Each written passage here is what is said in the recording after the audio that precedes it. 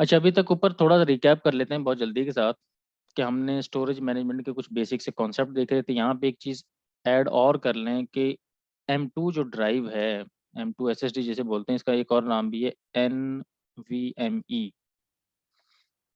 इसे NVMe drive भी कहते हैं। और basically it's something like chip, या जो रैम होती है जिस तरह की, उस तरह का कार्ड होता है।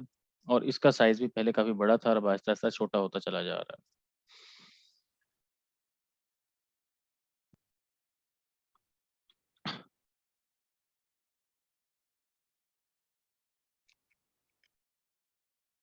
तो हमने करना क्या है आज, प्रैक्टिकल करने की कोशिश करनी है। प्रैक्टिकल में हम तीन चार चीज़ें देखेंगे। सबसे पहले तो हम देखेंगे स्टैंडर्ड पार्टीशंस कैसे बनेंगी। देन हम देखेंगे कि हम LVM कैसे बनाएंगे। देन हम एक और कॉन्सेप्ट है,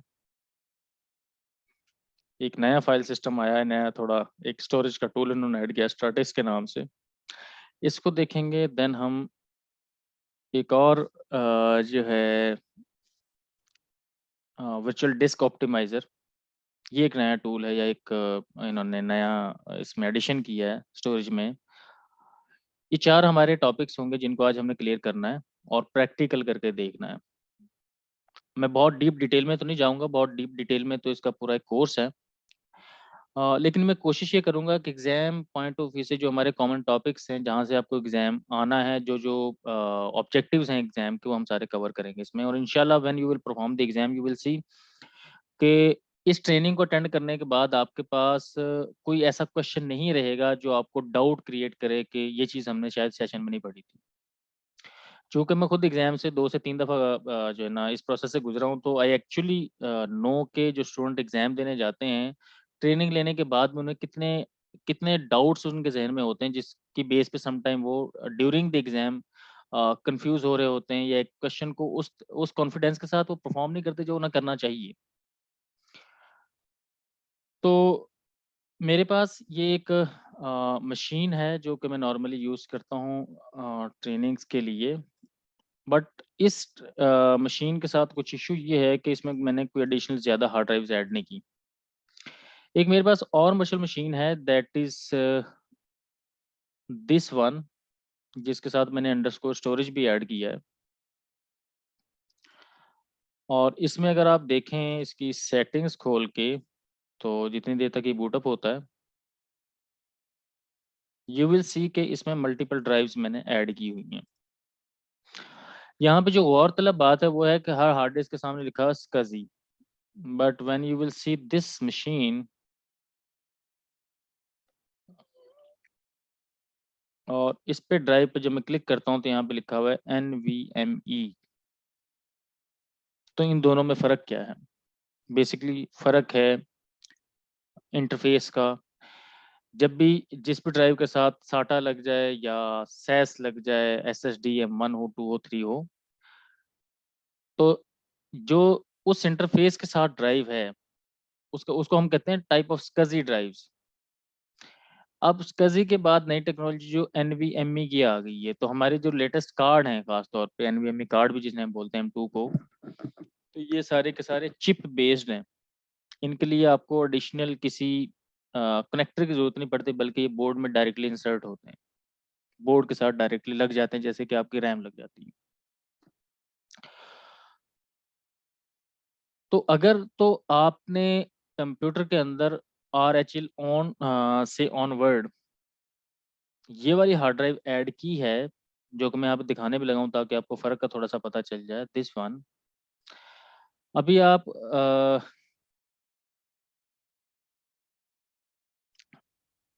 एक हमारे पास सॉफ्टवेयर है DF या F डिस्क। इसके साथ मैं यहाँ पे ये भी लिख देता हूँ कि हम कौन कौन से टूल यूज़ करेंगे। तो हम करेंगे F डिस्क, एक और सॉफ्टवेयर है G डिस्क, देन पार्टेड के नाम से एक यूटिलिटी है, आप इसे भी यूज़ कर सकते हैं, बट हम इसे यूज़ नहीं करेंगे। बट इन सम हाउ कहीं ना कहीं आप इसको यूज़ होते हुए देखेंगे, तो अगर आपको आइडिया हो जाए या कभी काम करें तो इट्स ओके। बट ये जो दो टूल्स हैं ये सबसे ज़्यादा यही यूज़ होते हैं, सारे लोग इन्हीं को यूज़ करते हैं और आपने एग्जाम के दौरान भी इसी को यूज़ करना है। देन एक BLKID के नाम से होगा, एक LSBLK के नाम से एक टूल होगा, फिर एक MKFS के नाम से एक टूल होगा जो हम अपने स्टोरेज को मैनेज करने के लिए यूज करेंगे। तो एफ डिस्क एक ऐसा टूल है जो बेसिकली, जब हमने कल बात की थी, जो हार्ड ड्राइव्स होती हैं, जो स्टोरेज है टाइप ऑफ MBR की, यानी कि जो MBR के बेस पे जो फाइल सिस्टम आपका राइट होता है या पार्टीशन टेबल जो बनता है, उसको मैनेज करती है। जबकि जो जी डिस्क है, जी से मुराद ही आप जी से समझ जाएं कि ये GPT डिस्क को मैनेज करेगा, जो कि बेस्ड ऑन किस पे होती हैं, UEFI बायोस पे। तो अगर आपको आइडिया नहीं है कि UEFI बायोस क्या है या MBR क्या चीज़ है, ये हमने पिछले सेशन में काफ़ी लंबा इसको कल 1-1.5 घंटे का सेशन में रखकर इसको पढ़ा, तो वहाँ से आपको आइडिया हो जाएगा। अब बात करते हैं कि एग्जाम में क्या कोई आपको UEFI टाइप का कोई क्वेश्चन आएगा, तो जवाब है नो। तो एग्जाम में आपको इस टूल को यूज करने की जरूरत नहीं है, but for your personal knowledge आपको इसका यूज आना चाहिए। और इसका यूज कुछ भी नहीं, जहाँ पे आपने एफ डिस्क लिखा है वहां पे जी डिस्क लिख देंगे।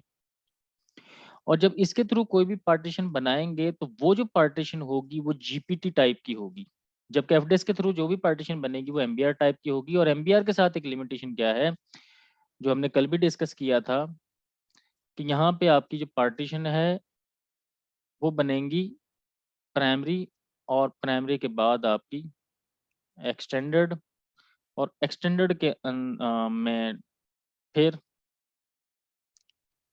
Logical partitions.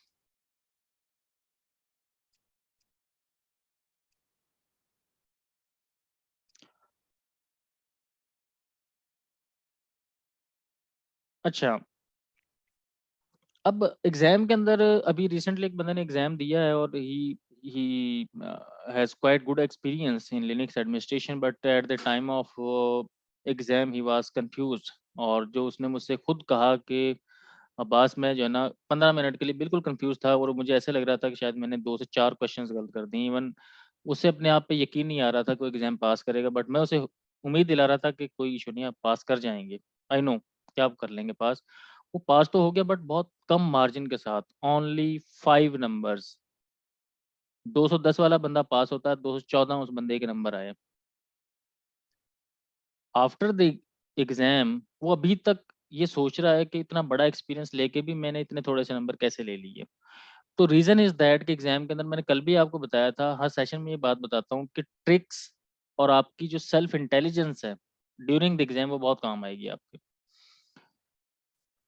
प्रॉब्लम क्या हुआ उसके साथ, कि एक क्वेश्चन आता है इसका, तो उन्होंने क्या किया, एक अलहदा से डिस्क दी हुई थी ड्यूरिंग द एग्जाम क्वेश्चन, तो उन्होंने इस क्वेश्चन को करने के लिए उस पूरी डिस्क को यूज कर लिया, जबकि उन्हें यूज नहीं करना था।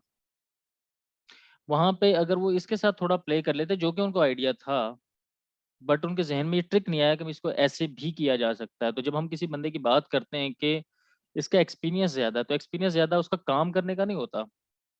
काम वो भी वही कर रहा होता है जो काम हम कर रहे होते हैं, बट उसके सोचने का एक अंदाज होता है, उसके जहन में आइडियाज हमसे ज्यादा होते हैं। तो इसीलिए हम उसको एक्सपीरियंस में कैलकुलेट करते हैं कि बंदा हमसे ज़्यादा एक्सपीरियंस रखता है, उसका सोचने का एंगल कुछ और होता है। तो एग्जाम के अंदर अभी जो इम्पोर्टेंट टास्क है वो ये है कि आपको एफ डिस्क के थ्रू सारे आपके जो ऑब्जेक्टिव्स हैं स्टोरेज के रिलेटेड, वो आपके कवर हो जाएंगे,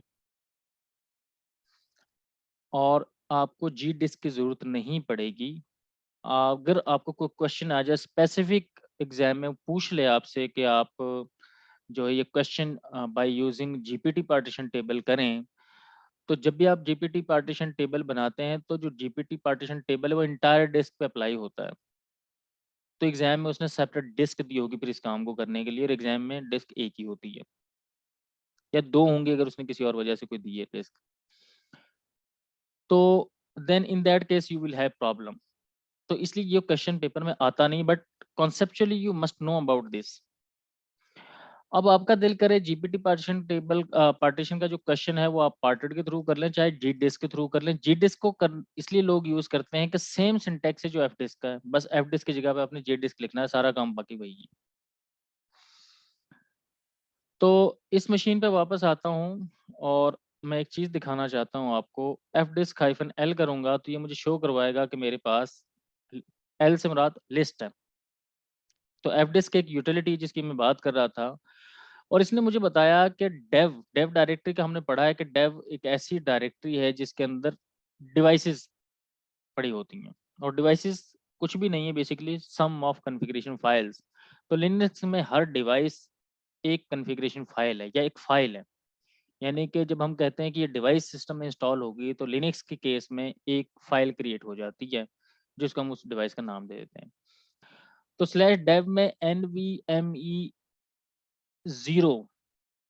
N1 इसका मतलब है हार्ड डिस्क नंबर 1। P1 का मतलब है partition 1, P2 partition 3, P3 partition 3। तो मेरे इस सिस्टम में टोटल 1 2 3 4 पार्टीशंस हैं। थ्री थ्री पार्टीशंस हैं। एक पार्टीशन इसमें से गायब है जो कि नॉर्मली, बल्कि यार ये ठीक है, मैंने इसमें 3 ही पार्टीशन बनाई हैं, मैंने किसी को गायब नहीं किया। मैं यहाँ पे df-h कैपिटल T लिख दूं तो अब यहाँ से एक पार्टीशन गायब हो जानी चाहिए, जो कि ये स्वैप की पार्टीशन है। अब इसमें एक चीज़ और आपने याद रखनी है कि यहाँ पे आईडी आ रहा है लिखा हुआ, एक जगह पे 83 आ रहा है, एक जगह पे 82 आ रहा है, फिर 83 आ रहा है, टाइप आ गया आ रहा है लिनक्स, और जैसे ही आईडी चेंज हुआ तो यहाँ पे लिनक्स स्वैप या सोलारिस लिखा हुआ। तो यहाँ पे वो ये कहता है कि जो P1 पार्टीशन है आपकी वो माउंटेड है स्लैश बूट पे, और P2 कहीं पे नजर ही नहीं आ रही, जबकि यहाँ पे P2 है। तो इसका मतलब है कि P2 जो पार्टीशन है मेरे सिस्टम की वो माउंट नहीं कहीं पे भी। अब मे बी ये हो सकता है कि जब आप एग्जाम देंगे तो वहां पे पार्टीशन के जो नाम है या डिस्क के जो नेम है वो इस तरीके से आ रहे हों, और मैंने आपको पढ़ा दिया हो इस तरीके से जो कि इसमें नजर आ रहा है।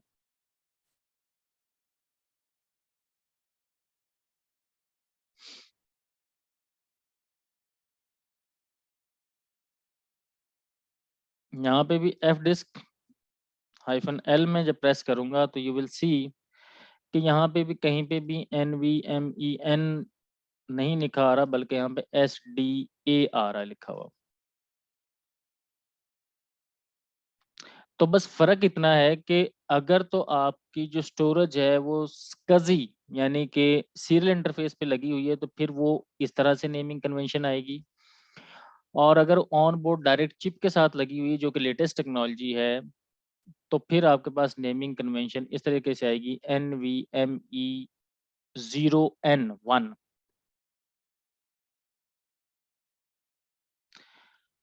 तो यहाँ पे कंफ्यूज नहीं होना, बस आप क्या करेंगे, SDA की जगह पे यहाँ तक अज्यूम करेंगे आप कि ये NVMe0N1 है, और अगर हार्ड डिस्क 2 होगी तो N2 होगी,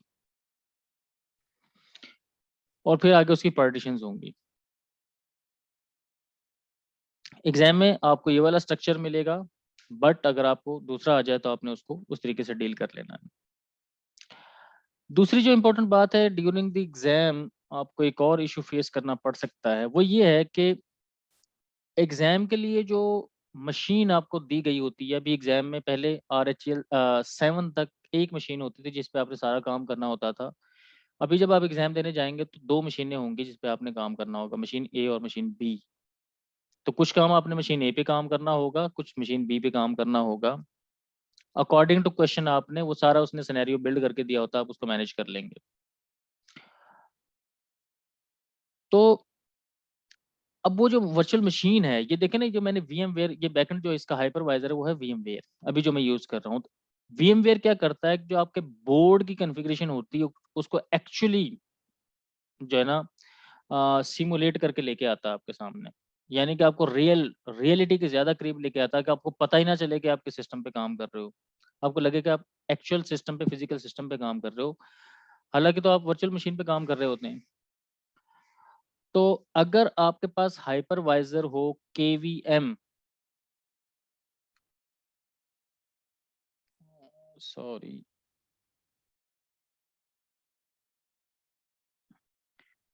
हाइपरवाइजर आपके पास हो केवीएम, तो फिर आपको हार्ड डिस्क के नेम ये भी नजर नहीं आते हैं, उसमें वो VDA या VDBSC शो करवाता है। यानी कि जो हार्ड डिस्क का नेम आपके सामने यहाँ पे आ रहा है, ये वाला यहाँ पे N या VDA लिखा होगा, यानी कि virtual disc A, virtual disc B, virtual disc C, और फिर उनकी पार्टीशंस। तो ये भी एक सम टाइम बंदे को चीज कंफ्यूज करती है, जिसको आपने टेक केयर करना है। तो लेट्स अज्यूम कि हमारे पास अब एक्चुअल सिस्टम पे और सिस्टम है और इसमें हमने काम करना है, तो हम पहली पार्टीशन बना के देख लेते हैं, जो कि हम स्टैंडर्ड पार्टीशन बनाएंगे। तो प्राइमरी पार्टीशन का एक नाम स्टैंडर्ड पार्टीशन भी होता है। एफ डिस्क -L से आपको लिस्ट ऑफ डिस्क शो करवा देगा, तो वो बता रहा है कि आपके पास एक डिस्क है डिवाइस, जो कि हार्ड डिस्क ए है, और ए में 1 2 3 4 5 पार्टीशंस बनी हुई हैं। यहाँ पे ये भी बता रहा है कि ये 5वें नंबर पे जो पार्टीशन है, ये इसका आईडी उसने 5 रखा हुआ है, और पार्टीशन नंबर 4 है, ये एक्सटेंडेड है। और फिर 5वीं पार्टीशन जो है वो 4 GB की 83, यानी कि इसकी टाइप लिनक्स की बनी हुई है। इसका मतलब है कि 3 पहले पार्टीशन बनी स्टैंडर्ड पार्टीशंस इस हार्ड ड्राइव में, और फिर चौथी एक्सटेंडेड बनी, और एक्सटेंडेड के अंदर एक लॉजिकल पार्टीशन, दिस वन। चूंकि इसको मैं मुख्तलिफ अपने कामों के लिए यूज करता रहता हूं, तो मैं इसका एक फ्रेश स्नैपशॉट मैंने से लिया, उस पर रिस्टोर कर देता हूं, ताकि एक्चुअली कंडीशन में वापस आए। यहाँ तक किसी का कोई क्वेश्चन है तो प्लीज आस्क मी।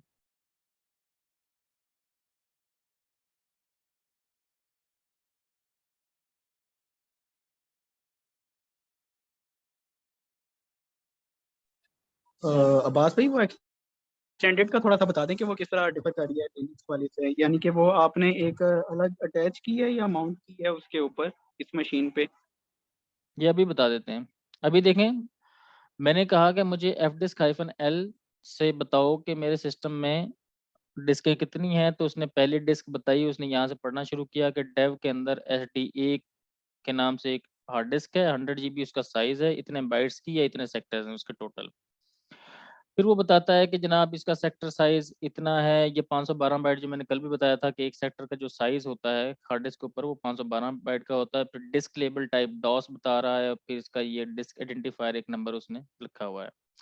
और यहाँ पे वो कह रहा है कि इसके अंदर 3 पार्टीशन, 1 2 3 1 2 3 SDA A1 2 और 3 क्रिएटेड है। मैं कहता हूँ अच्छा, इसके बाद वो कहता है कि आपके पास एक डिस्क बी भी लगी हुई है, सी भी लगी हुई है, डी भी लगी हुई है, इसमें मल्टीपल हार्ड डिस्क हैं जो मैंने इसमें वर्किंग के लिए रखी हुई हैं। मैं एफ डिस्क की मदद से पहली हार्ड डिस्क को डेव में जाके SDA को सिलेक्ट कर लेता हूँ। जैसे ही मैंने हार्ड डिस्क को सिलेक्ट किया, तो मेरे सामने एक फर्दर इसके अंदर जो है अब वर्किंग स्टार्ट हो गई। और वो कहता है कि अगर आपको हेल्प चाहिए तो आप एम्प्रेस कर लो। मैंने एम्प्रेस किया तो उसने कहा कि आप एम की बजाय क्या क्या कर सकते थे, आप ए भी प्रेस कर सकते थे, बी भी कर सकते थे, सी भी कर सकते थे। जेनेरिक ये हैं, अभी ये टूल अपडेट हो गया है, तो इसमें ये बहुत सारी मजीद ऑप्शंस आ गई, इससे पहले सिर्फ यही ऑप्शंस होती थी। तो डी का मतलब है डिलीट पार्टीशन, और एल का मतलब लिस्ट पार्टीशन टाइप्स, और पी से प्रिंट है, फिर टी से चेंज द पार्टीशन टाइप है, फिर वी से वेरीफाई है, और यहाँ पे एन से ऐड अ न्यू पार्टीशन है। फिर यहाँ पे कहीं नीचे एंड पे चले जाएं तो सेव एंड एग्जिट के लिए डब्ल्यू क्विट, सेव राइट के लिए, और क्यू क्विट के लिए विदाउट चेंजेस। तो अब फिर यहाँ पे कहता है create a new label, create a new empty GPT partition table. फिर वो कहता है create a new empty Sun partition table. अब ये सन क्या है या IRIX क्या है, ये मल्टीपल ऑपरेटिंग सिस्टम है।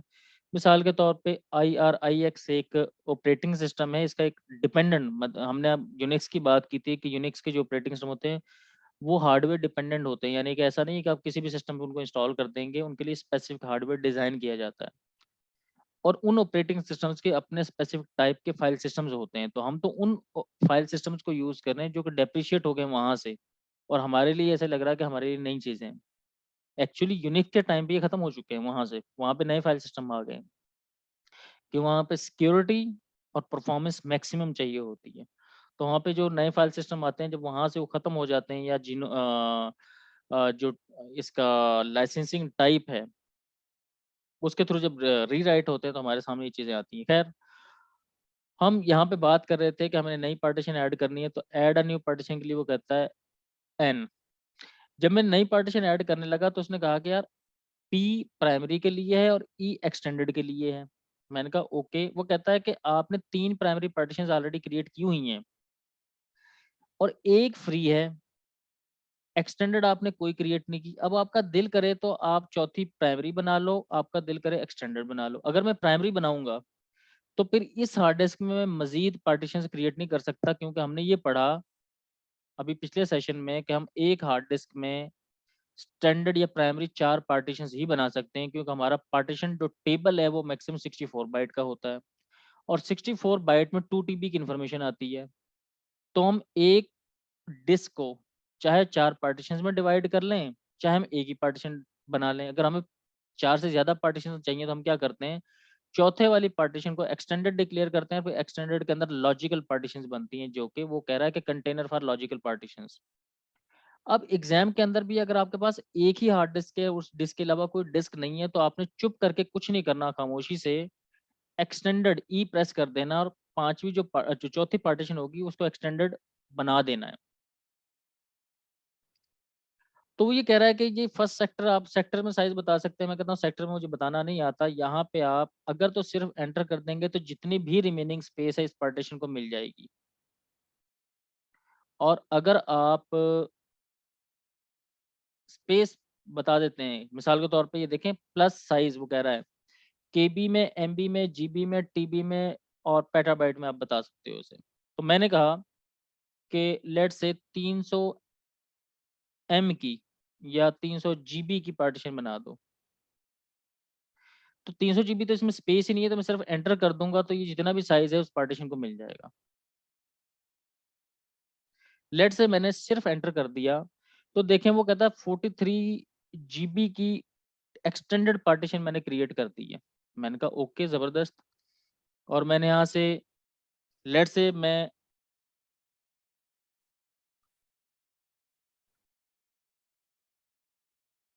अच्छा, तो अब मेरे पास दो तरीके हैं, या तो मैं इसे राइट कर लूं, तो अगर मैं डब्ल्यू करूंगा तो ये राइट हो जाएगा, और क्यू करूंगा तो ये राइट नहीं होगा। ये अभी तक सारा काम रैम में हो रहा था। तो हम जल्दी से एक स्टैंडर्ड पार्टीशन क्रिएट करके देखते हैं स्टैंडर्ड पार्टीशन कैसे क्रिएट होगी। मैंने ऐसा क्यों कर लिया और मैंने कुछ राइट नहीं किया। वापस आया, मैंने एसडीए को सिलेक्ट किया, न्यू से न्यू पार्टीशन सेलेक्ट की, पी से मैंने प्राइमरी पार्टीशन सेलेक्ट की, और यहाँ पे मुझसे साइज पूछा। यहाँ पे मैंने जीबी में से कहा कि यार मुझे 40 जीबी की एक पार्टीशन बना दो, और उसने कहा कि created a new partition 4 of type Linux and size of 40 GB created. अब हमने ऊपर पढ़ा था मेन्यू में कि एल से या टी से टाइप शो हो जाती है। मैं यहाँ पे एल टाइप करता हूँ तो यहाँ पे क्या किया, इसने बहुत सारी पार्टीशंस की टाइप शो करवाई। तो लिनक्स में हम देखें एम्प्टी पार्टीशन क्रिएट करने के लिए उसकी आईडी 0 होती है, फैट 12। ये बहुत सारे पार्टीशंस की टाइप्स हैं। जैसे मिसाल के तौर पे हमने विंडोज के केस में फैट 32 का नाम सुना होगा। फिर यहाँ पे कहीं NTFS भी होगी, मे बी शायद कहीं पे NTFS भी हो, या शायद मुझे नजर नहीं आ रही, बट इसमें NTFS भी होगी कहीं, उसकी भी एक टाइप, एक आईडी होगी। ऑपरेटिंग सिस्टम में हर काम आईडी की बेस पे हो रहा होता है। तो जो टाइप लिनक्स है उसकी जो पार्टीशन है, ये देखें QNX.4, ये QD इसकी एक उसकी आईडी है। इसी तरीके से ये सोलेरिस की बूट पार्टीशन बनानी हो तो उसकी टाइप BE होती है आईडी। तो हम तो एक टाइप इसमें से यूज कर रहे हैं, और दूसरी टाइप कौन सी यूज करते हैं, स्वैप की, तो उसका 82 आईडी। और तीसरी एक टाइप यूज करते हैं एलवीएम की, उसका आईडी 8E याद रखने हैं आपने एग्जाम के दौरान। यानी कि 82 83 सादा पार्टीशन का, 82 स्वैप का, और 8E लिनक्स एलवीएम का। तो लेट्स से इस पार्टीशन को मैं कहता हूँ कि मैंने ये बनानी है, लेट्स से स्वैप पार्टीशन बनाना है इसको, तो मैं यहाँ पे इसकी टाइप चेंज कर सकता हूँ। मैं यहाँ पे 82 लिख सकता हूँ, लेकिन अभी मैं कहता हूँ कि नहीं, मुझे 82 नहीं करना, 83 ही रहने देना, जो कि ऑलरेडी इसका था भी। अच्छा, टी से यहाँ पे टी टाइप करना था, टी टाइप करके वो मुझे पूछेगा कि कौन सी पार्टीशन की आईडी चेंज करना चाहते हो, तो मैंने कहा फोर्थ की। बाय डिफॉल्ट 4 ही आ रहा है, आप यहाँ पे 4 लिख भी सकते हो। तो अब उसने कहा कि कोड का नाम बताओ, मैंने कहा 83 रख दो इसका नाम। तो ऑलरेडी भी वो उसने कहा change type of partition Linux to Linux, already भी लिनक्स था, मैंने दोबारा भी लिनक्स कर दिया, और यहाँ पे डब्ल्यू हो जाएगी राइट। आज जब ये राइट हो गया तो ऑपरेटिंग सिस्टम में एक जगह है, एक लोकेशन है, cat/proc, और proc के अंदर पार्टीशंस के नाम की एक फाइल है। जब भी हम कोई सिस्टम में पार्टीशंस क्रिएट करते हैं तो इस फाइल के अंदर एंट्री हो जाती है, और ये रन टाइम पे फाइल चल रही होती है, proc में रन टाइम प्रोसेस पड़े होते हैं आपके। तो प्रॉब्लम ये है कि इस फाइल का एक कर्नल है, जो कर्नल का मॉड्यूल है, ऑपरेटिंग सिस्टम के कर्नल का बड़ा रोल होता है। ये अगेन एक थ्योरेटिकल बात है।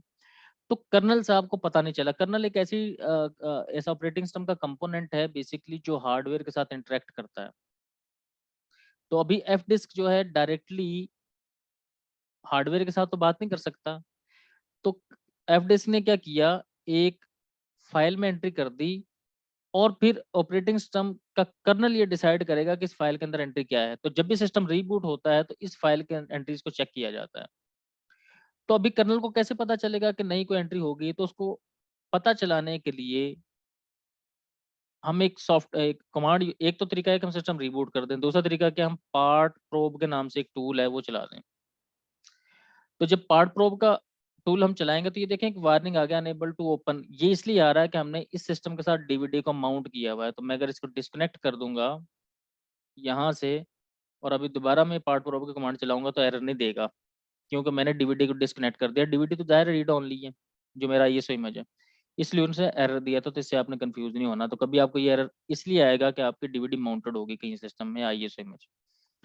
तो अब कर्नल साहब को पता चल गया कि एक नई पार्टीशन की एंट्री सिस्टम में हो गई है। अब जब नई एंट्री हो गई है तो एक और सॉफ्टवेयर है जो क्या करता है कि जो डिस्क या स्टोरेज टाइप्स की डिवाइसेस होती है ना, हम इनको नॉर्मली ब्लॉक डिवाइसेस कहते हैं। तो एक सॉफ्टवेयर है LS। LS क्या करता है, लिस्ट करता है किसको, BLK, ब्लॉक। तो ब्लॉक डिवाइसेस को लिस्ट कर देता है। तो ये देखें, उसने कहा कि यार आपके पास एक हार्ड डिस्क नंबर 1 है, उसमें 1 2 3 और एक चौथी पार्टीशन आपने 40 GB की क्रिएट की है, अवेलेबल है। और यहाँ पे माउंट पॉइंट कोई नहीं है, इस पार्टीशन का 4 नंबर पार्टीशन का कोई माउंट पॉइंट नहीं है। मैंने कहा ओके, कोई बात नहीं है, मैं माउंट पॉइंट बना देता हूँ इसका। तो मैंने mkdir, मैंने कहा स्लैश लेट से माई ड्राइव 01, मैंने ये एक फोल्डर क्रिएट कर लिए जहाँ पे मैं इसको माउंट करना चाहूंगा। तो माउंट कैसे करूं मैं इसको? अब माउंट करने के दो तरीके हैं।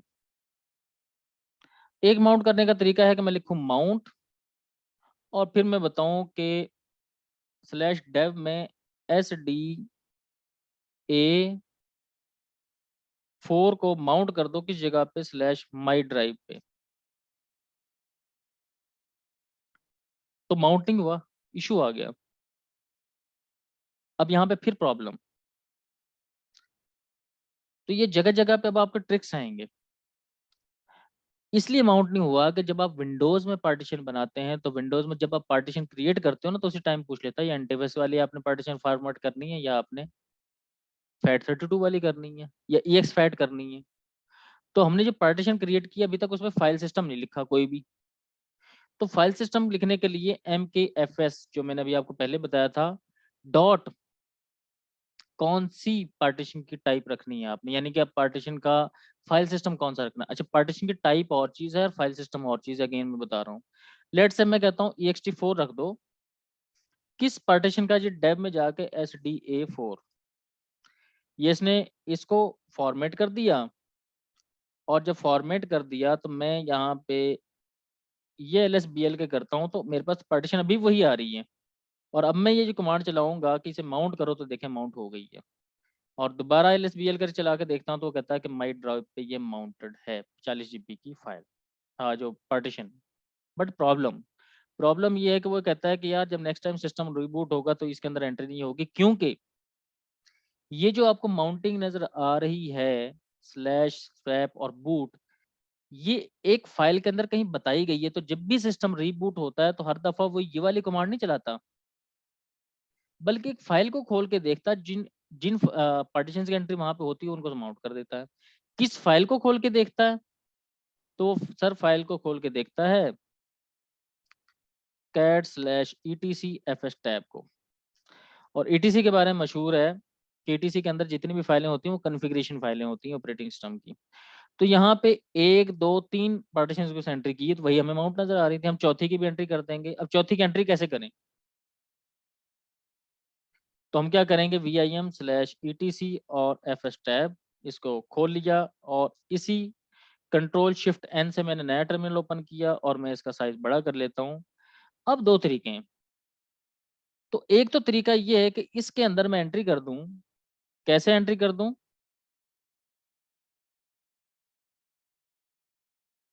यहाँ पे मैं लिखूं /dev SDA4, और यहाँ पे मैं उसका माउंट पॉइंट लिखूंगा, कहाँ पे उसने माउंट होना है। तो स्लैश, अभी मैं देख लेता हूँ कि मैं इसे कहाँ पे माउंट कर रहा था पहले। BLDF-H, बल्कि BLKID से देखता हूँ कि मैं इसे कहाँ पे माउंट कर रहा था। Sorry, LSBLK। तो मैं यहाँ पे इसे माउंट करने की कोशिश कर रहा था, और इसको मैं कॉपी करके यहाँ पे लिख दे पेस्ट कर देता हूँ। और उसके बाद ये इसका माउंट पॉइंट है जहाँ पे मैंने इसे माउंट करना था, और इसके बाद मैं इसका बताऊंगा फाइल सिस्टम। और इसका जो फाइल सिस्टम है वो है ext4। डिफॉल्ट का मतलब होता है पे इस पे किसी किस्म की कोई ACL नहीं लगी, यहाँ पे भी आप ACL लगा सकते हो। इस जीरो का मतलब ये होता है कि आपने जब सिस्टम रीबूट होगा तो अक्सर आप ये पॉलिसी लगा देते हो ना कि जब भी सिस्टम रीबूट हो तो हार्ड डिस्क को चेक करे एरर्स के लिए, उसमें कुछ बाकी तो फिक्स कर दे। तो अगर तो आप यहाँ पे 1 कर देंगे तो ये चेक करेगा, और अगर 0 कर देंगे तो ये चेक नहीं करेगा। और अगर यहाँ पे 1 कर देंगे तो इसका मतलब है कर्नल डंप का, या आपने के डंप का कॉन्सेप्ट सुना होगा, तो वो भी इनेबल हो जाएगा जो स्नैपशॉट ले लेता है। तो फॉर फॉर दिस टाइम ये क्या है, कुछ भी नहीं है, 0 0। तो हमने डिफॉल्ट पे रहने दिया। और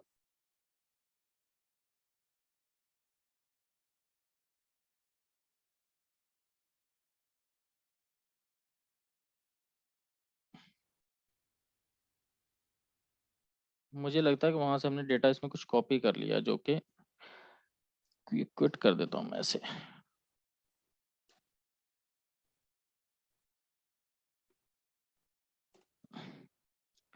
/dev SDA4, यहाँ पे /my drive01।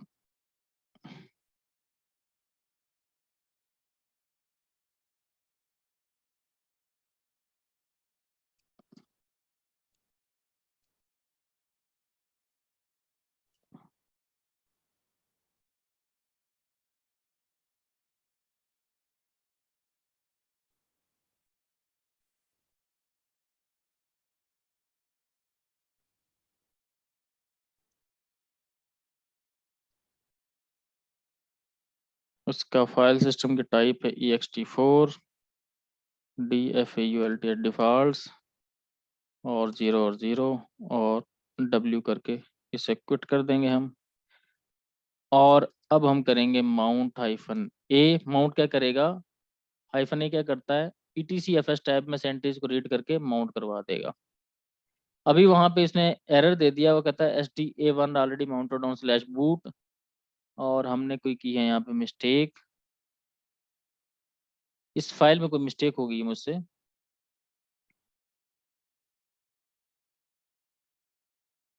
अब ये एक प्रॉब्लम है कि अगर आप इस केस में क्या करेंगे, तो ETC-FS टैब में जब भी एंट्री करें आप इसका बैकअप ले लें। चलो मेरे पास एक टाइम है, मैं इसको फ़ौरन रिस्टोर कर लेता हूँ अपने स्नैपशॉट को। अगर स्नैपशॉट का बैकअप मेरे पास ना होता तो फिर मुझे इसे ट्रबल शूट करना पड़ता और एंट्रीज दोबारा करनी पड़ती देख के।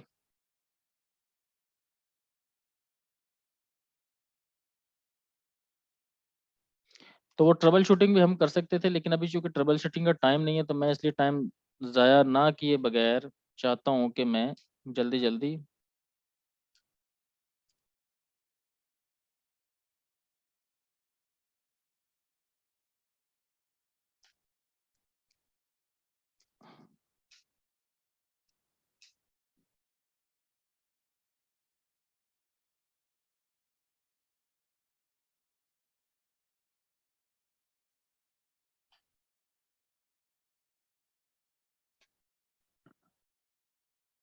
और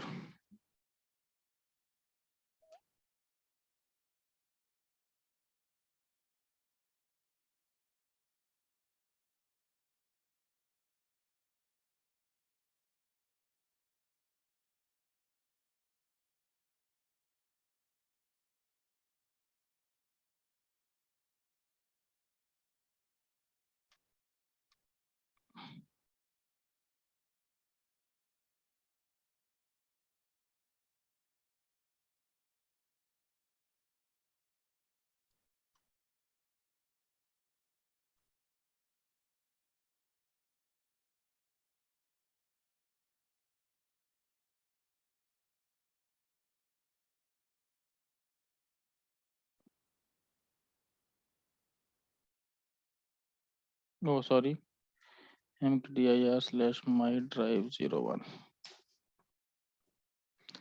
और अब आप देखेंगे LSBLK करके, तो ये देखें माई ड्राइव 01 पे ये माउंट हो गया। कहाँ से देखा? cat/etc/fs टैब से इसकी एंट्री देखी हमने, यहाँ पे एंट्री की हुई थी। अब ये तो था एक तरीका, लेकिन ये तरीका आज की डेट में जो ये डेव में जाके SDA4 बताना ये इनवैलिड हो गया है। उसके ऊपर ये आईडीज लिखे हुए हैं। आईडीज क्यों लिखे हुए हैं? इसकी रीजन ये होती है कि देखें आपके कंप्यूटर में मल्टीपल ऑप्शन होते हैं ड्राइव ए लगाने के, बी लगाने के, सी लगाने के। 0 पे एक लगा दी, फिर 1 पे दूसरी लगा दी, सी पे तीसरी लगा दी। आप मल्टीपल ड्राइव अपने सिस्टम में ऐड कर देते हो। होता यह है कि अगर आपने हार्ड डिस्क ड्राइव 0 की लोकेशन पे एक ड्राइव लगाई हुई थी और आपने उसमें पार्टीशन क्रिएट की हुई थी, लेट्स से वो पार्टीशन A1 थी। थोड़ी देर बाद क्या हुआ,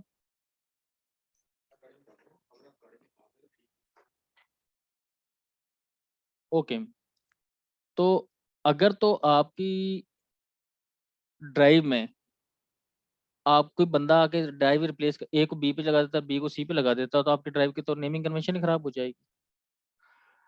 तो उसका हल क्या था? उसका हल ये था कि बजाय का ETC-FS टैब में उसकी नेम बताओ और वो नेमिंग कन्वेंशन चेंज हो जाए किसी वजह से, और आपकी सारी जो हार्ड डिस्क की हायरार्की वो खराब हो जाए, आप UID बता दो। तो UID जब भी आप फाइल सिस्टम राइट करते हैं किसी पार्टीशन पे, तो एक UID उसके साथ असाइन हो जाता है, जिसे हम BLK ID से हम देख सकते हैं। हम हार्ड डिस्क बता सकते हैं कि किस हार्ड डिस्क का वो बताए, SDA का जैसे मैंने बताया उसे, तो उसने देखेंगे आईडी बताया हुआ है कि इसका पार्टीशन आईडी क्या है। मैं अगर यहाँ पे सिर्फ BLK ID कर दूं तो ये मुझे हर पार्टीशन का अलहदा से बताएगा। तो देखें SDA4 का यहाँ पे बता रहा है। तो अगर ये UID मैं यहाँ से कॉपी कर लूँ और VIM/ETC-FS टैब में जाके इसकी एंट्री यहाँ पे